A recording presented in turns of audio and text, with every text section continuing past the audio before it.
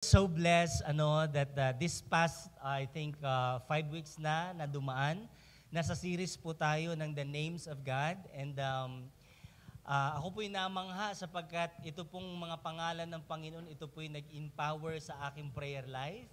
Mas lalong lumalim ang aking prayer life at mas lalong alam mo kung paano i-address sa Panginoon ang mga bagay-bagay. Amen.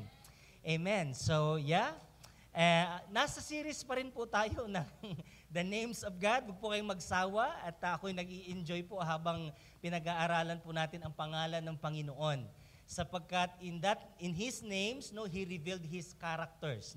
Yung personal na special characteristics ng Diyos, yung kanyang kapangyarihan, ang kanyang attributes ay nakikita natin sa kanyang mga pangalan.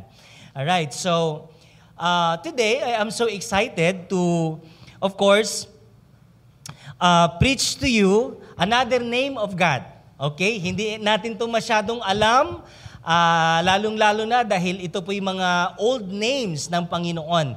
Madalas ang ating ginagamit ngayon, Ama, Jesus, Holy Spirit, ganun na lang. But God has a unique characteristics revealed in His names. Okay? And today, let us talk about the name El Roi. El Roi, no? Ang spelling nito sa English, R-O-I, pag binasa mo siya parang Roy, but it sounds like Rohi or Roi.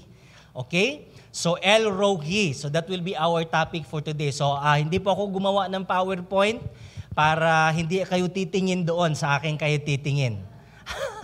Amen. So, you can take some notes. And this is very quick and easy topic to discuss. And gusto kong i-simplify itong mensaheng ito na magiging applicable po sa ating lahat. Yeah. So, in Genesis chapter 16, you can read it in NLT translation kung meron po kayo. But banggitin ko na lang po ang summary kasi mahaba po siya. So ito po yung kwento kung saan chapter 15, si Elohim ay nakipagtipan kay Abram. Okay? Kaya dun siya nakilalang covenant-keeping God. Okay? And then nangako si Yahweh na bibigyan siya ng descendants, lupa, at saka redemption. Okay? So, meron silang covenant doon, lumakad ang Diyos, mag-isa doon sa mga handog. Okay? So, ang linaw-linaw, like 4K resolution, ganun kalinaw ang pangako. Pinakita ng Panginoon sa kanya, sing dami ng mga bituin, sing kapal ng buhangin. So, that was the story behind chapter 16. Now,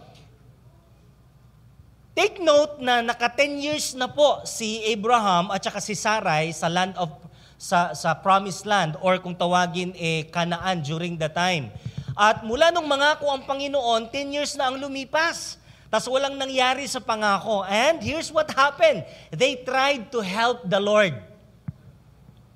Sinong ganyan? Minsan ganyan tayo, with our own effort, we try to help God fulfill His promise. Now, kung babantayan po natin sa chapter 15, laging mababasa mo doon, paulit-ulit, I will bless you. I will protect you. I will multiply you. I will make you. It's all about Him, not we. It was a covenant between two parties, but the one who fulfills was God. Yan ang kagandahan kay Yahweh. Amen ba? Reliable siya. You can trust the word and the promises of our Yahweh because He is the faithful God. So that's the background. Pagdating ng chapter 16, ang sabi ni Sarai, well, Abraham, wala pa rin tayong anak, buhat nung sumunod tayo sa Panginoon. Ayan, sipingan mo yung aking helper. Gawin mo siyang asawa din. Ayan, so sinipingan niya, nabuntis itong si Hagar. Okay? Now, itong si Hagar, mga kapatid, ay binili, property nila ito. Binili nila, she was an Egyptian slave, binili ni Abraham para magiging helper or slave ni Sarai, tagalingkod. So ngayon, binigyan siya ng pribilehiyo na magiging asawa ng kanyang master. And then nabuntis ngayon siya. And here's what happened in verse 4, I think verse 4 ng chapter 16. Abraham had sexual relations with Hagar and she became pregnant. But when Hagar knew she was pregnant, she began to treat her mistress, Sarai, with contempt. Okay, sa Tagalog, nilalait-lait niya na ngayon itong si Sarai. No ho? So, si Sarai, baog, hindi siya nagkakaanak. So ngayon, nabuntis itong si Hagar, kaya lumaki ang ulo. Now, wala kayong idea no, sa ating panahon ngayon na may problema tayo kung paano pakuntiin yung anak. Sa kanila, noong unang panahon, na may problema sila paano padamihin, paano magkaanak. So, ganun sila ka-porsigidong magkaanak talaga. Kasi para sa kanila, lalong-lalo na kay Abraham at saka kay Sarai, ay tumatanda na sila, nagkakaedad na sila. Sinong magmamana sa mga pagpapala, sa lupa, okay, sa kayamanan na pinagkaloob ng Diyos? Sinong magmamana? Sino yung magiging tagapagmana? So, para sa kanila, it's a big deal. Kaya, eto ngayon, nung nagbubuntis na itong si Hagar, lumaki naman yung kanyang ulo. Okay? And because of that, as we can read in verse 6, no, Abraham replied, "Look, she is your servant." Kasi nagreklamo si Sarai. Sabi ni Sarai, "Tignan mo, Abraham, binigay ko si sa'yo para maging asawa, para sa pamamagitan niya magkaroon tayo ng pamilya. Pero tignan mo ano yung ginawa niya, nilalait-lait niya na ako ngayon. Kasalanan mo." Tignan mo talaga yung mga asawa. Sila ang nagplano, ha? Sila ang nagsuggest, sila ang nanisi. Amin pa ba, mga asawa? Ha? Pero si Abraham, anong sabi niya? Wala siyang magawa. Sabi niya, pambihira, ikaw nagsuggest nito. Ikaw nagbigay nito sa akin. Ngayon, ako sisihin mo. You know? Ngayon, sabi ni Abraham, "Look, she is your servant." Okay? So, deal with her as you see fit. Gawin mo kung ano yung nararapat. Then, Sarai treated Hagar so harshly that she finally ran away.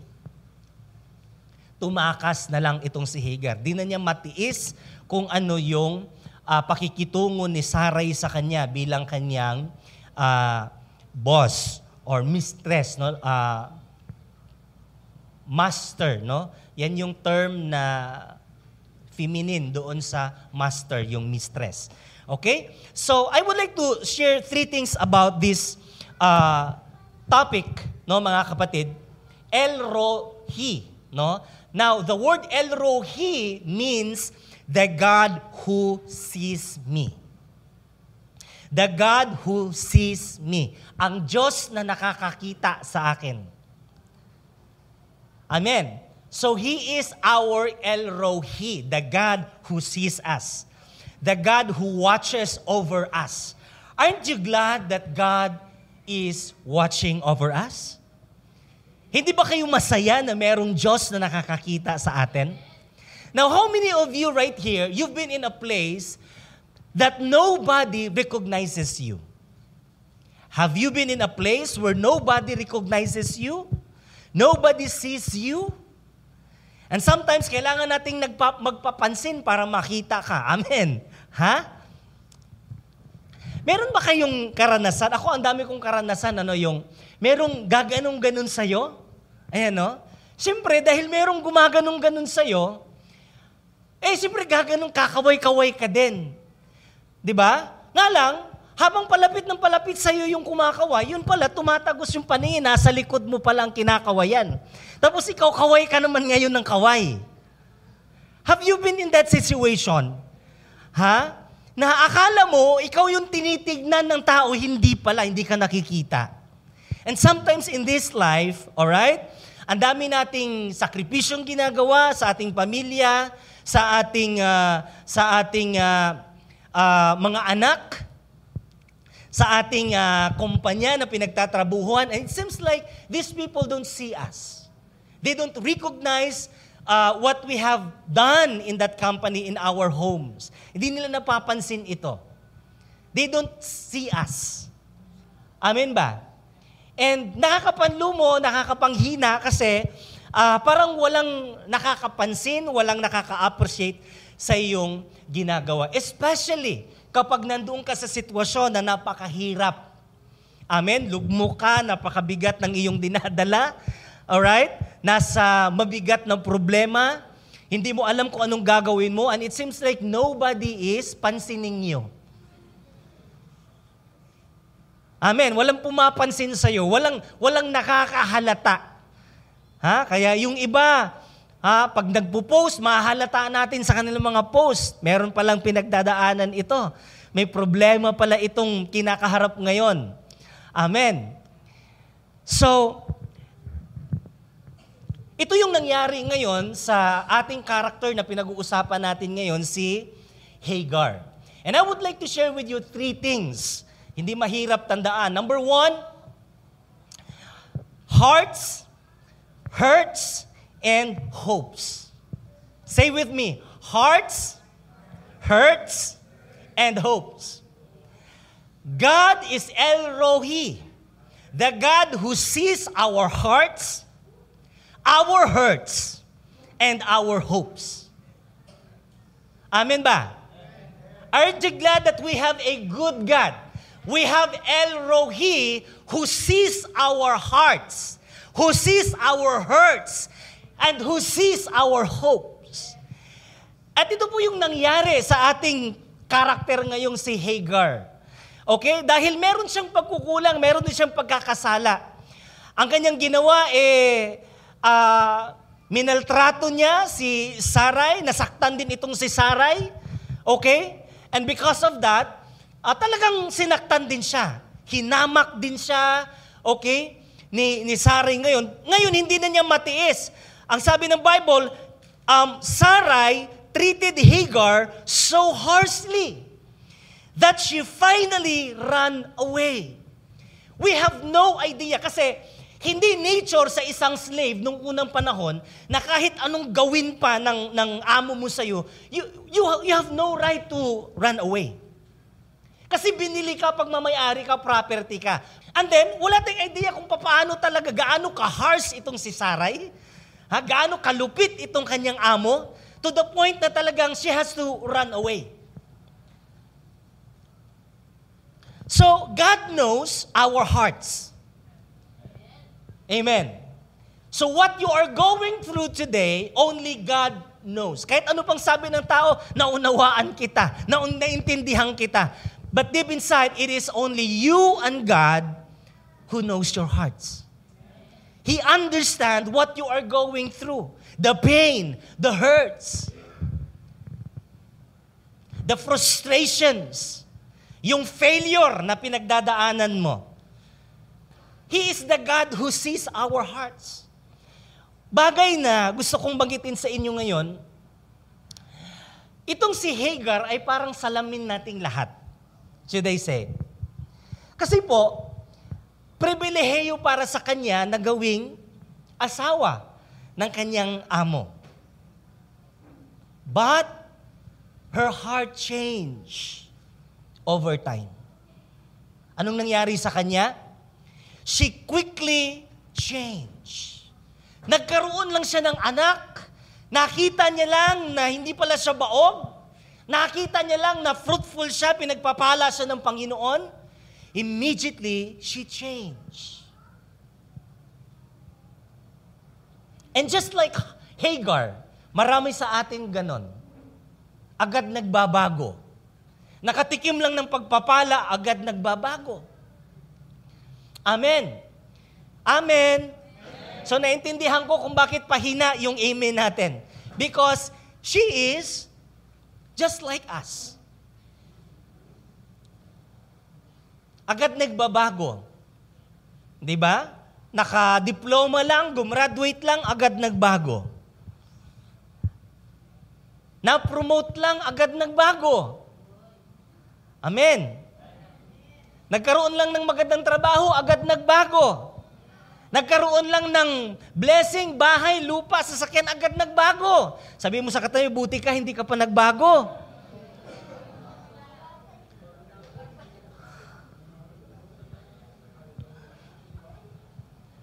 God knows our hearts. At minsan, may mga panalangin tayong hindi talaga natutugon eh. Hindi dahil incapable si Lord. Hindi dahil hindi kayang ibigay ng Panginoon. Dahil alam ng Diyos yung ating puso, magbabago kaagad tayo kapag pinagkaloob niya yan. Kaya nga si Abraham, grabe yung kanilang pakiramdaman sa Panginoon eh. Kilala ng Diyos yung ating mga puso. Anong sabi ng Jeremiah chapter 17 verse 9? Heart is deceitful above all things. Madaya daw po talaga yung puso. Kaya nga po, itong ating puso dapat kay Lord lang natin iaalay. Amen? Kasi madaya ang ating puso. Makatikim lang ng kaunting kaginhawaan yung puso natin, iba na ang iniisip, iba na ang tinitibok. So God sees our hearts. So si Lord lang nakakaalam kung bakit sa tindi ng sitwasyon na pinagdaanan ni Hagar, kaya siya tumakas. God knows our hearts. Number 2, God knows our hurts. Our hurts. Ano ang sabi ng Panginoon sa verse 7, angel? The angel of the Lord found Hagar beside a spring of water. Pansinin niyo po yung salitang found. Hinanap talaga. Nung nawala si Hagar, hinanap. And by the way, ito pong angel na ito, sa later part ng ating, ng chapter 16, makikita po natin that this is God in the form of an angel. Okay? So, dito po nagmamanifest si Jesus sa Old Testament. No? Siya yung laging nagpapakita as a man, no, sa Old Testament, the person of Jesus Christ. Look at verse 7. The angel of the Lord found Hagar beside a spring of water in the wilderness along the road to shore. Pag tinignan na po yung shore, kalsada po yan papunta pabalik sa Egypt. Now, this girl is an Egyptian. Ang kanyang plano ay umuwi sa kanyang bayan kung saan siya nabili. Okay? So, nakita siya doon sa tabing ilog or spring of water, no? And then, the angel said to her, Hagar, Sarai's servant. Now, kapag ikaw slave, nung unang panahon, hindi ka tinatawag sa pangalan mo. Ang tawag lang sa iyo, slave. Slave. Kung tawagin ka man sa pangalan mo, napakadalang lang. Pero alam niyo mga kapatid, God knows our name. And when God calls us, He calls us by name. Amen. Wala na pong pinakamasarap pakinggan, kundi yung pangalan mo. Amin ba? And here's what happened. Hindi lang alam ng Diyos ang ating puso, He knows our name. At nung tinawag sa Hagar by name, iba ang dating nito kay Hagar. Kasi nga, yung lugar na kanyang iniwan, slave lang siya kilala doon. Hindi niya halos mapakinggan yung kanyang pangalan. Hindi siya importante sa lugar noon. But God called her by name. Are you following? Yes. And then ano sabi ng angel sa kanya? Where have you come from? And where are you going? Where have you come from and where are you going? Saan ka galing? Saan ka papunta? Yan ang tanong ng angel. Hagar, saan ka galing?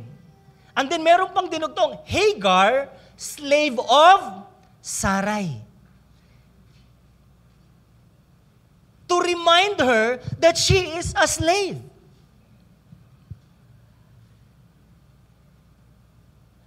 Hindi ka dapat magmataas. This is who you are. Yes, kilala siya ng Panginoon. Importante siya sa Diyos. Pero mga kapatid, merong in-emphasize dito ang angel sa kanya. Na hindi ka kailangang magmayabang. Hindi ka kailangang magbago just because, okay, nagbubuntis ka, just because fruitful ka, just because successful ka, ilalaitin at hahamakin mo na yung iba. You are still a slave to Sarai. Saan ka nagsimula? At saan ka magtatapos? Yun yung tanong eh. Where have you come from and where are you going? Now, this question is very important. So, ang sagot ni Hagar, galing ako sa aking amo. Pero hindi niya masagot yung pangalawang tanong. Ano yung unang tanong? Where have you come from? Ang pangalawang tanong, where are you going? Mga kapatid, hindi natin masasagot yung pangalawang tanong kung hindi maayos yung ating pinanggagalingan. Amen. Kaya alam nyo yung mga anak ba, no, na mapanglayas, mahirap sagutin yung future. Kasi kung ano yung ating nakaraan, yan ang magdedetermine sa ating future. Amen. Kaya yung ating past, importante. At kung meron ng mga gusot sa ating mga nakaraan, dapat nating balikan. Kaya ang sabi ng angel sa kanya, go back. Saan ka man galing, bumalik ka. At ayusin mo, magpapakumbaba ka. Makipag-reconcile ka sa amo mo. Amen. Because your past will determine your future. It's very important. Where are you going? Saan ka ba nagsisimula?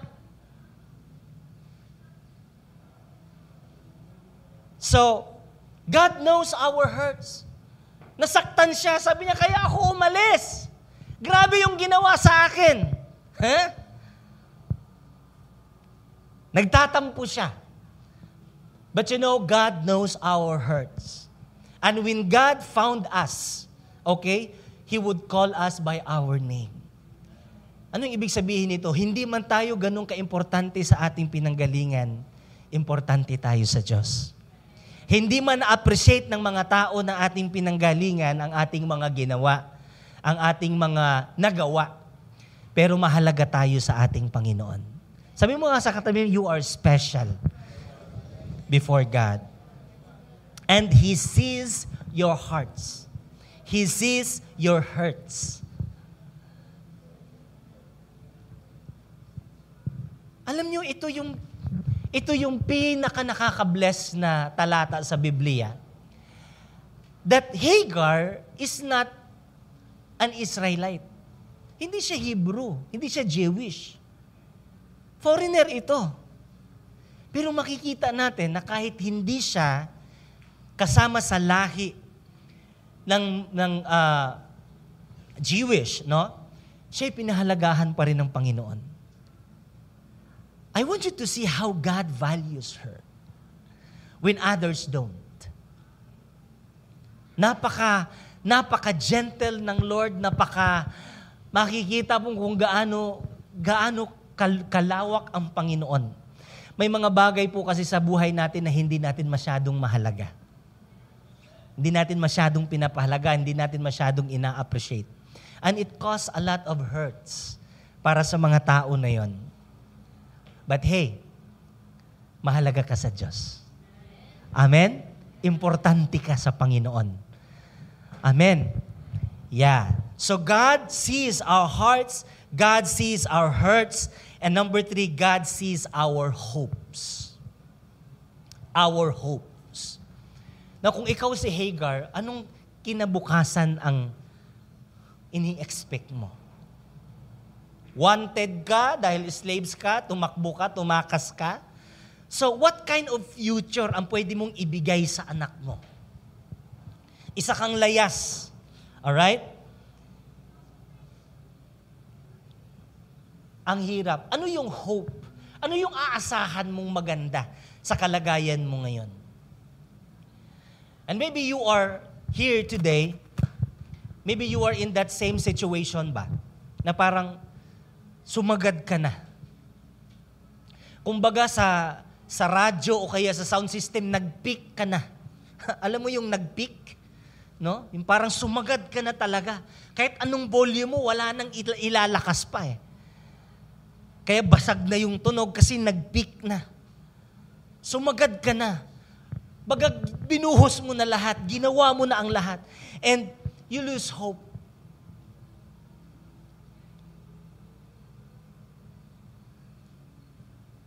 But how many of you understand that El Rohi is our hope. He is our living hope. He is the God who sees us. Ano man yung ating kondisyon sa buhay, kitang-kita tayo ng Panginoon. Amen ba? Alright? Now, tingnan natin yung verse 10. Then he added, verse 9, and the angel of the Lord said to her, return to your mistress and submit to her authority. Balik ka. Umuwi ka at magpasakop ka. Bakit? Meron akong plano sa buhay mo. Hindi mangyayari yung plano ko sa buhay mo kapag disobedient ka. Sinong naniniwala, obedience matters. Submission matters.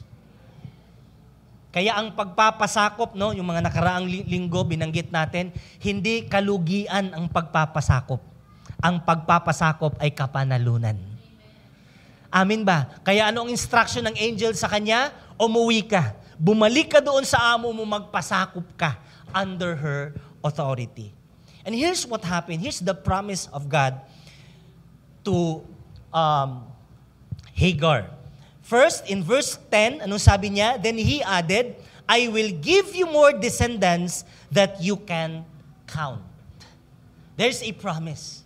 May pangako ang Panginoon, i-bless kita. I-multiply kita, pagpapalain kita. Magpasakop ka lang.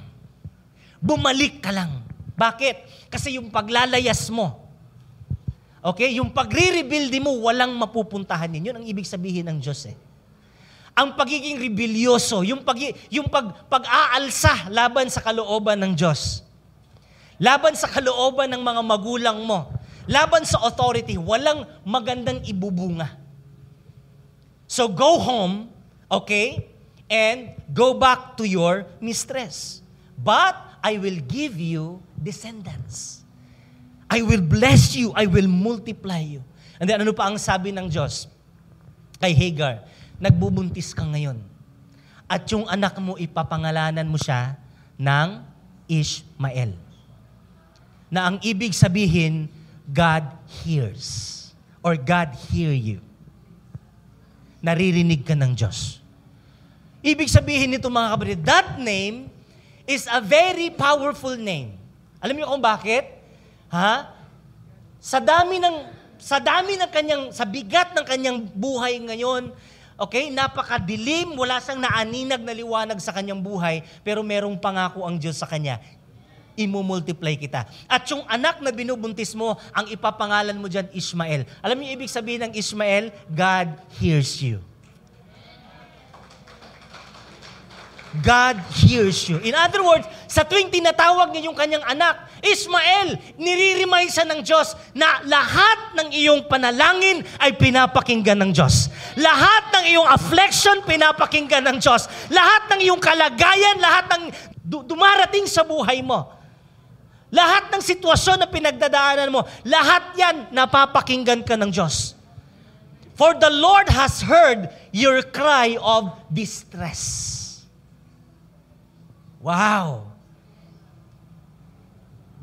Yung sigaw mo, yung hinaing mo sa Panginoon, yung frustrations mo, yung bigat, yung pait, all those things, God hears you. Naririnig ka ng Diyos. Amen. Isn't that a powerful encouragement to us? Minsan, hindi na natin alam paano manalangin. Dumating na ba kayo sa punto na hindi nyo na alam paano manalangin? Ako, di ko na mabilang. Yung nasa kalagayan ka, Lord, wala ka nang masabi ko, Lord, alam mo na yung nasa puso ko. Hindi mo na maisa-isa yung problema mo. Hindi mo na maisa-isa yung mga gusto mong sabihin sa Panginoon. Ang sasabihin mo na lang, Lord, alam mo yung nasa puso mo. Lord, alam mo yung aking pinagdadaanan. And just like Hannah, when she was in that kind of pain, When she experienced the same kind of distress, ano ang sabi ng Bible nung makita siya ni Prophet Eli, no? Anong sabi ng prophet? Uy, ang aga-aga, lasing ka. Kasi nga, sabi ng Bible, ang description, si Hannah daw, yung bibig nang gumagalaw, pero walang boses. So parang lasing talaga. Pero alam niyo, si Hagar, hindi siya Israelite. Just like us. Gentile. Just like us.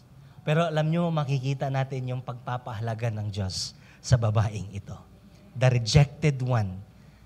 Hindi importante. Walang significant yung kanyang buhay. Pero sa tingin ng Diyos, she is significant. She is precious and God has a wonderful plan for her life. Amen? Kaya kung sa tingin mo wala ka ng hope, always remember that God is our hope. There is El Rohi that sees us. He is watching us. Amen. Kaya nga merong kanta, God is watching us. God is watching us. God is watching us from a distance. First time ko pong kinanta yung kanta na yung kahapon na natulo ang luha ko. Sabi ko, hindi naman to pang praise and worship na kanta, pero when I played that song, I cried because right din nakita ko, akala lang natin walang nakakakita sa atin. Akala natin walang nakakarinig sa ating mga panalangin. Akala natin walang nakakarinig sa ating sitwasyon, walang nakakakita sa ating sitwasyon. But we have El Rohi that is watching us from a distance. He knows our hearts. He knows our hurts, the pains that you are going through, and He knows our hopes. When we don't have hope, when we lose hope, God has a lot of hopes for us. Naalala niyo ba yung lagi nating pinapanood yung si Nick Vujicic, no? Yung walang kamay, walang paa. Pag titignan mo siya, there's no hope. Walang pag-asa. Ano pa kayang magiging buhay nito? No? You can't see any hope with that situation. Pero alam niyo po, ang ginawa ng Panginoon ngayon, ginamit siya. Worldwide, talagang nagsasalita siya, nag-i-inspire sa mga taong nawawala na ng pag-asa. Kapag inakala mo na wala ng pag-asa, merong pag-asa. Kay El Rohi, there is hope.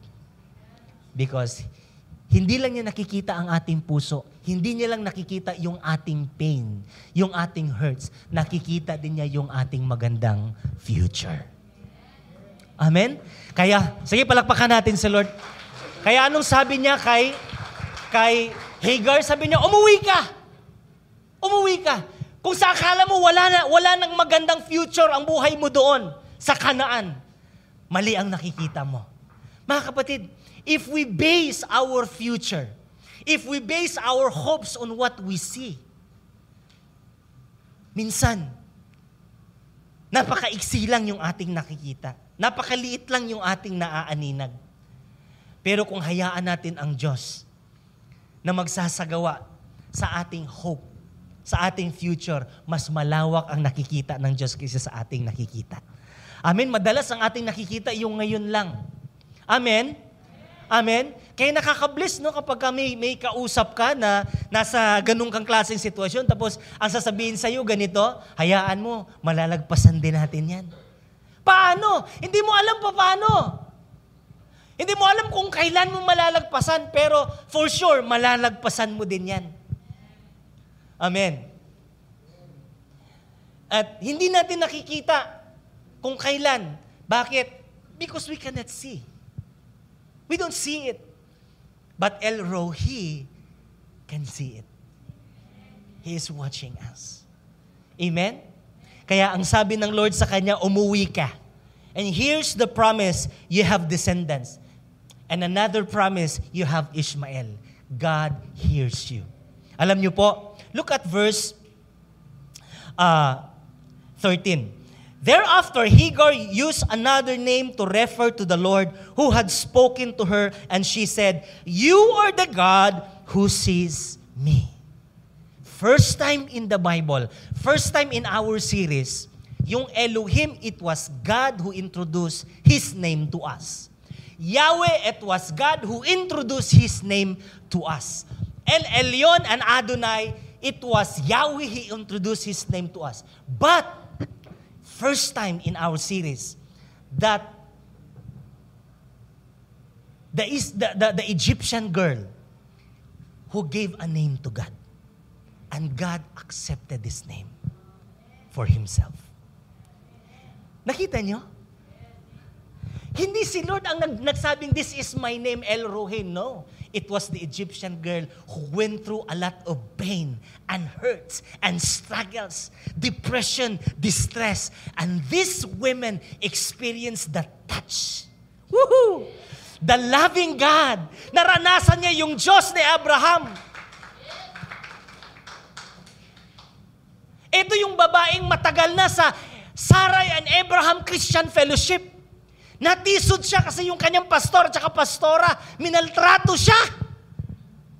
Ganun pa man mga kapatid, ang tao nagkakamali, sa tao mapoprostrate kayo, expectation mo, pero sa Diyos, hinding-hindi. And right then, nung makita niya, nung marinig niya, sabi niya, I want you to take note of this. That last statement, "Have I truly seen the one who sees me?" That question is very personal.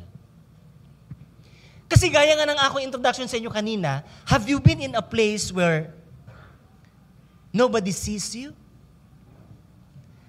Nandun ka na ba sa isang kuro-kuro na meron kang suggestion pero hindi pinapakinggan? Nandun ka na ba sa planning pero hindi ka pinapakinggan? Nagsusolicit sila ng what are your suggestions pero nung mag-suggest ka, hindi naman pinapakinggan? Have you been in that situation? And throughout her life, mula nung nandun siya kay Abraham, minamaltrato siya, marahil sinaktan siya, verbally or physically, hanggang sa lumaya siya, isa lang ang tanong naglalaro sa isip niya, meron bang nakakakita sa aking kalagayan? Meron bang nakakaramdam sa aking pinagdadaanan?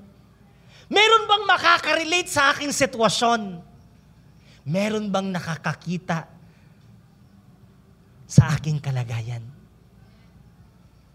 And alam niyo po, it was confirmed by God. Ano ang sabi ng Panginoon? Go back.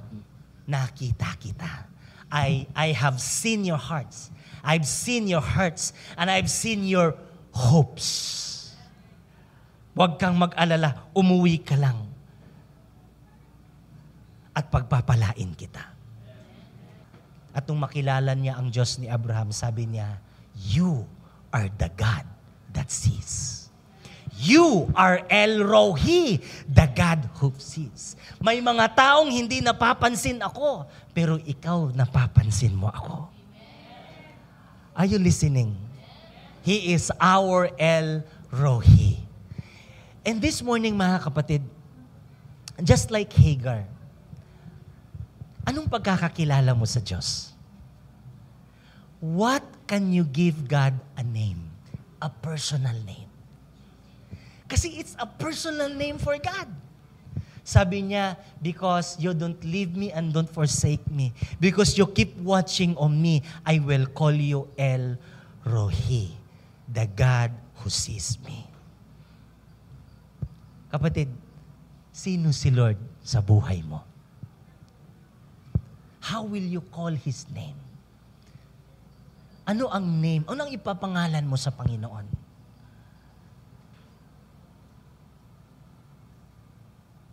What is your personal name for God?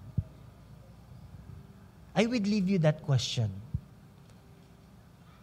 Because yung tanong na yan, ang makakasagot yan yung intimacy at yung experience mo sa Panginoon. Who is God to your life?